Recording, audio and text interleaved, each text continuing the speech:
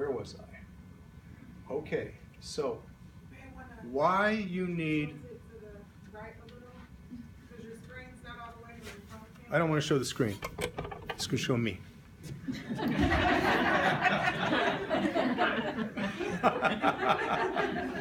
I've never done this before. It's weird. Take off my glasses.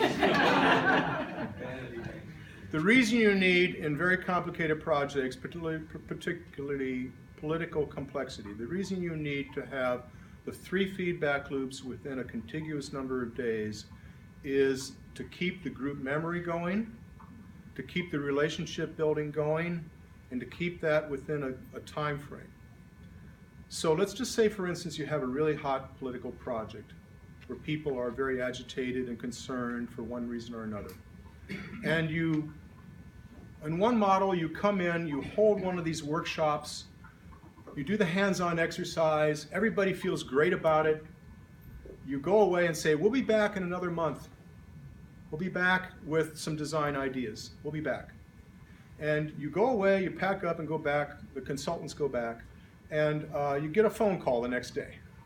And it's your client saying, well, you know, we didn't realize it at the meeting, but some people are not happy. And some people, you know, weren't there, or some people just didn't, you know, didn't connect, and they're mad about this project. Well, I'm 100 or more miles away, and this is going on.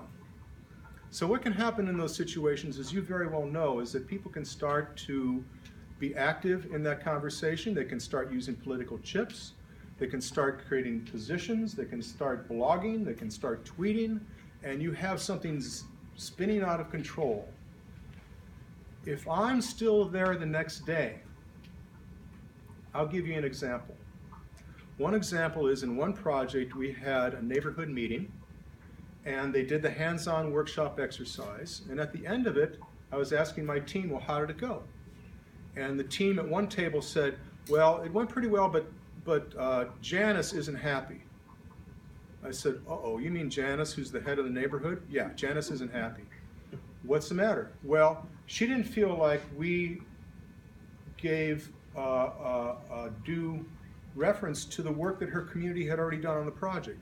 They had done a plan a year ago, and you never talked about it. And they just felt like you just completely ignored what they were doing. And so she's not happy, and she might not come back.